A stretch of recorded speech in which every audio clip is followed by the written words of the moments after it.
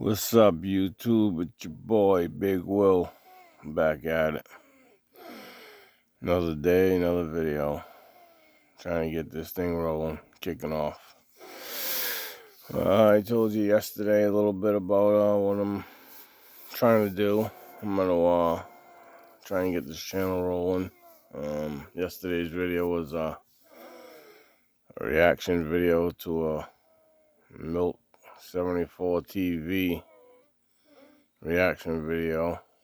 Maybe some kind of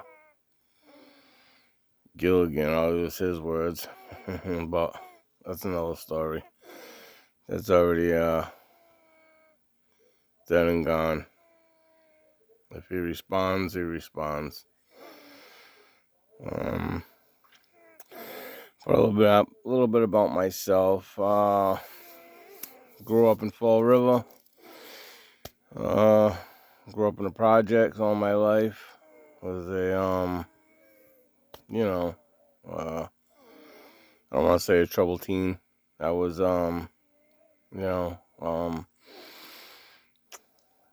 kid that liked to hang out with his friends, smoke weed back then, smoke weed and drink, that was the thing to do.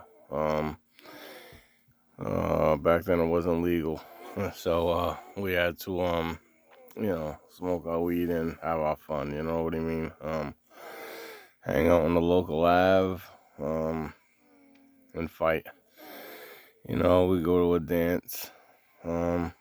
We had a group of friends that were rappers and DJs, and they were called the Dockside Posse.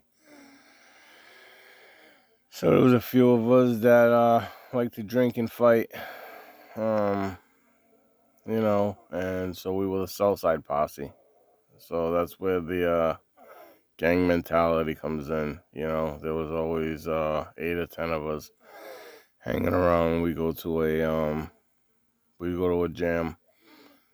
Our friends would rap, sing, have a party. We sell tickets. There'd be girls and friends everywhere. We having a good time, and if there was a fight, or someone acted crazy, we were the bouncers. Let me use that term. Excuse me. We were the bouncers. We were the ones that liked to fight. So that's what we did. There was me, my brother Joe. Rest in peace, my brother Joe. Derek Andrade. Rest in peace, Derek Andrade. Jameson, Brian. He's still here with us. A couple other ones. Jerry Deasley, Scott Deasley. They were here with us. They weren't really in our Southside Posse, but they were here with us. There was mainly 5 or 6 of us that really hung together every day and drank. Good friend of ours, Dougie Cavallo, he died young, due to an overdose. We were young kids. We tried that cocaine and alcohol and drinking, and we lost a lot of friends young. A lot of friends lost to the war on drugs. R.I.P. to a lot of them. Danny Citron, Jude Quinlan, Kenny Borges, Canine, Mike Hackett. Well, the list goes on and on. You can sit here and list them all. It's just crazy,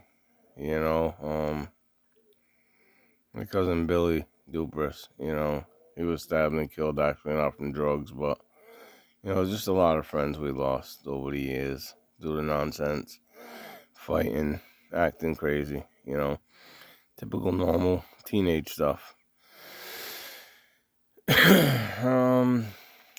Always was a worker, started a family, had a child young. Was never the type to get into trouble back then. Let me rephrase that. I was never the type to get caught. doing trouble. When we had a fight, when we had a breakout, when we had a disturbance, I was quick. I was quick to get away. Before the cops showed up, I was quick to get away. You know, I would, well,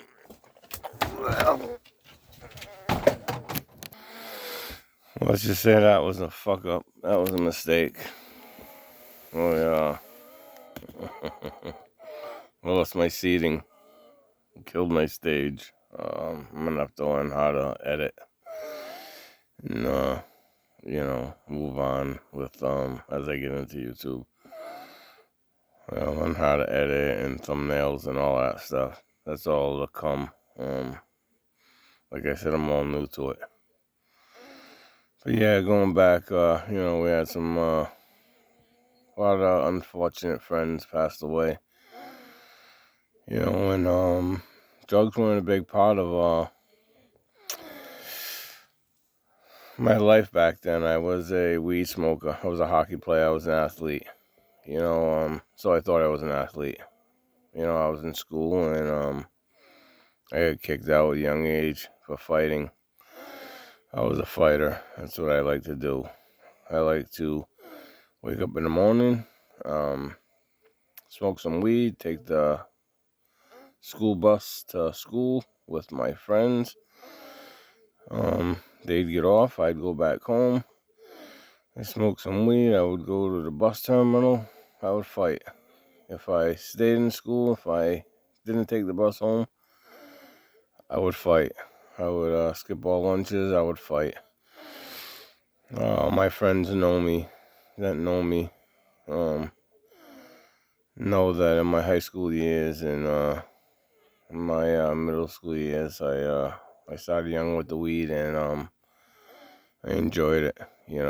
I graduated to mescaline and pills and drinking. Nothing heavy. That's where it stayed for many years of my life. Let's fast forward probably to the age of 17. Never had a juvenile record. Like I said, never got caught doing anything. Let's fast forward to the age of 17, and we'll read this. To whom it may concern, the Massachusetts Department of Criminal Justice Information Services has conducted a computerized search of criminal offender record information database. The attached is a true copy of matching information from the cori database of myself, date of birth, June 2nd, 1971. Signed under the penalties and perjury this 14th day of April 2006. If anybody would ever like to look at my paperwork, you can request a copy. I'd send it to you. It's all legit.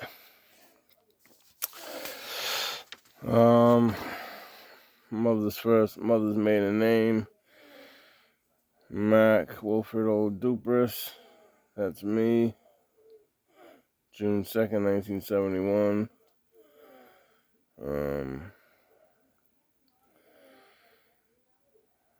This is just the information from the Massachusetts Commonwealth of Massachusetts Executive Office of Public Safety and Security, Department of Criminal Justice Information Services. That's what you get. It's a packet you get when you write to them. When you're looking to get your cori. Now, your cori is a list of all your charges that you've ever been charged with. Massachusetts Criminal Offenders Record Information is what cori stands for. Okay, it's the Criminal Offender Record Information. The information contained in this response is the result of an exact match of the subject's name, date of birth, and last 6 digits of his or her social security number, if applicable, as submitted by the requester to information contained in the Massachusetts cori database. It is in its discretion, the DCJIS, which is the Department of Justice Information Services, may use the information provided by the requester to match to other fields of the cori reporting, including but not limited to a former name or alias of field. The requester responsible for verifying the subject's identity information with an acceptable type of government-issued identification at the time of its submission to the Department of Justice, as well for verifying that the identifying information contained in this record relates to the subject. This report contained only criminal offender record information that is maintained in the Massachusetts Criminal Offender Record Information database and does not contain criminal offender record information from other states or sources. This response contains only to the cories to which the requester is statutorily entitled based on the information provided by the requester at the time of request. The information contained in this cori report is created and provided by entities other than the Department of Justice. The Department of Justice is not responsible for incorrect or incomplete information contained herein for any omissions from the contributing entities. This cori report is confidential. Any unauthorized access or dissemination of this document or the information contained herein is subject to civil penalties set forth in Massachusetts Law C6-168 and the criminal penalty set forth C6-178. Civil penalties include suspension or revocation of cori access and monetary fines up to $5,000 for each violation.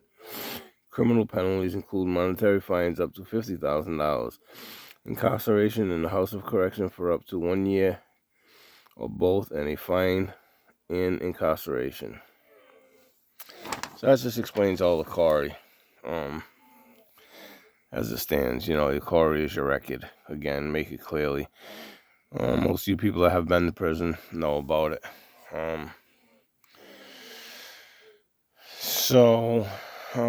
Like I said, this channel is about my time, my life, going to jail, how it pertained, the things I went through,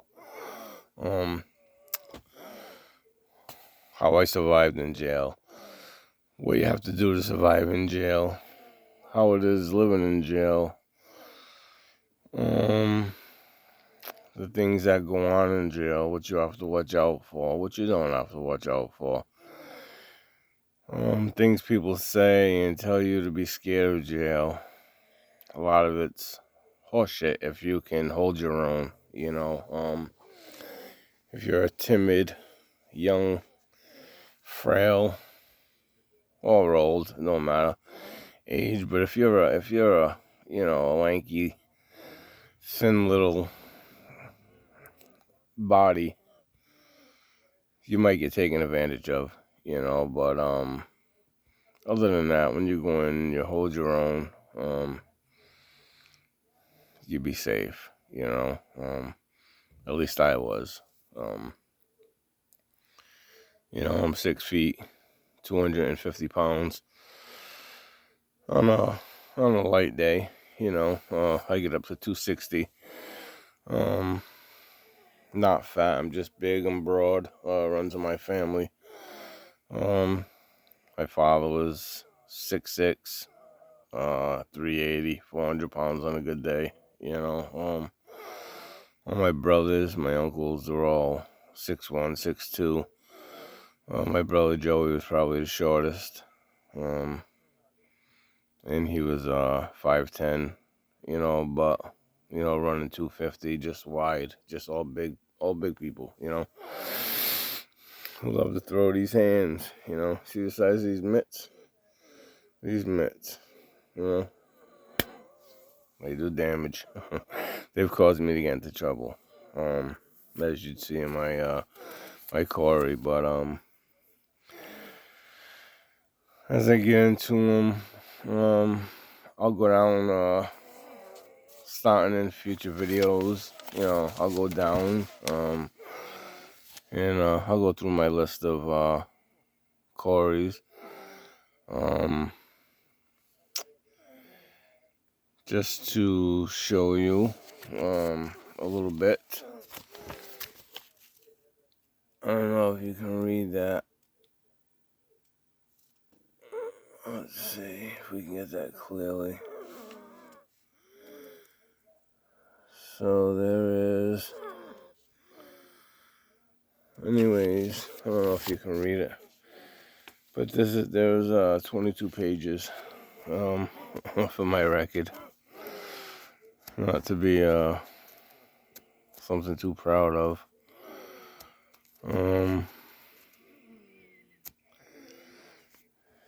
You see the court appearances. 1 of 23,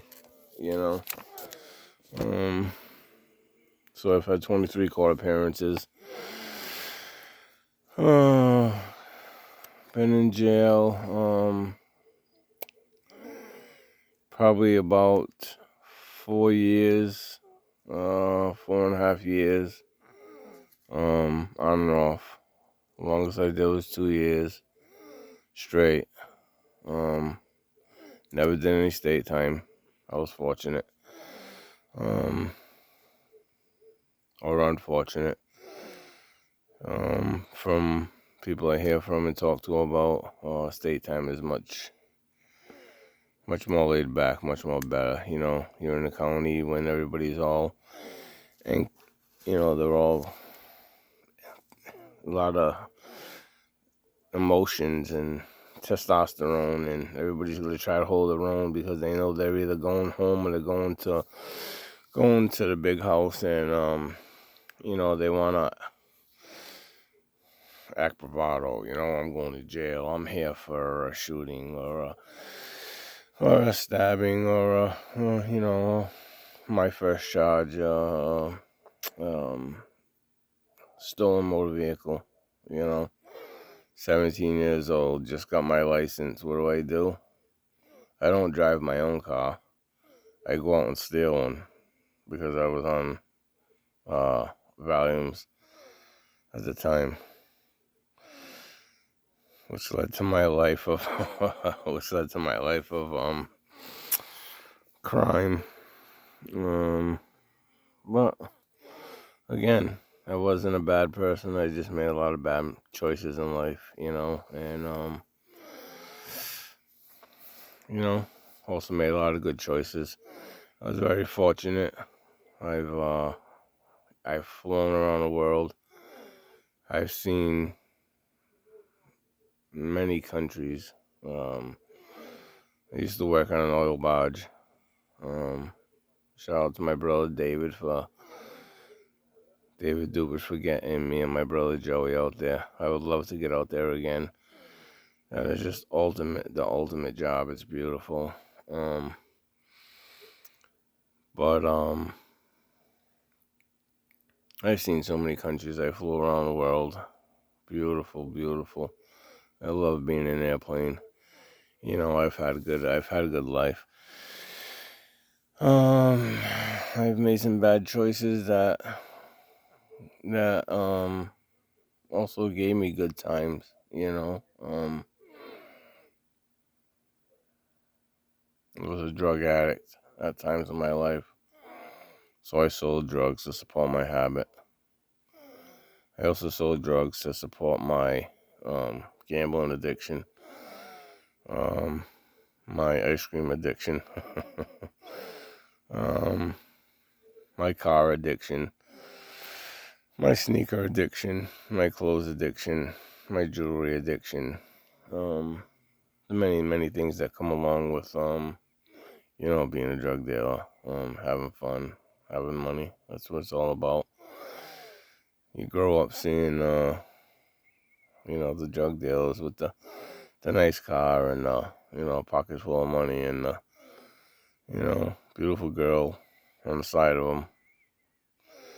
And to be totally honest with you, when I was a teenager, that didn't impress me. I worked for mine. I was a young father, 20 years old. I worked 3 jobs, day and night. I worked, support my family. It was just the mother of my first daughter. She was horrible. She is a horrible person, inside and out. But that's where many things get online. Excuse me. But then for other days to come. But like I said, we'll get into it. It was just a little bit about myself. I will get into my charges as we go.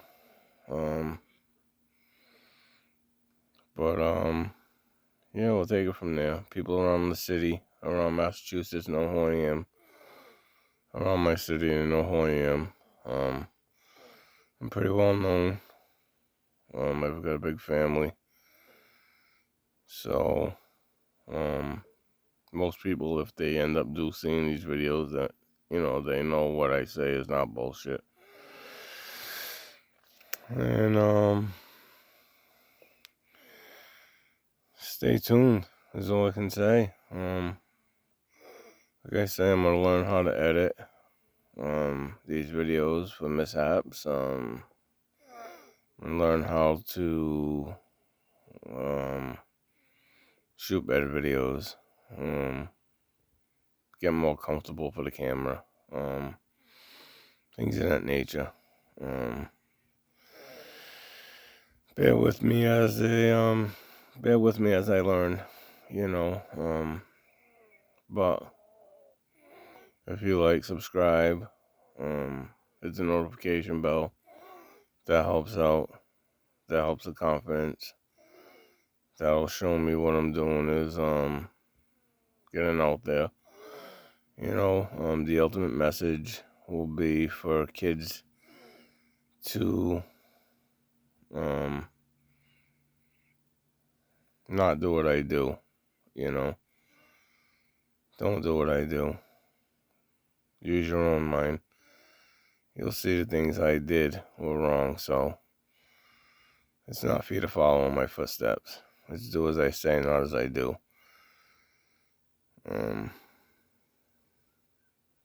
But thanks for listening and stay tuned.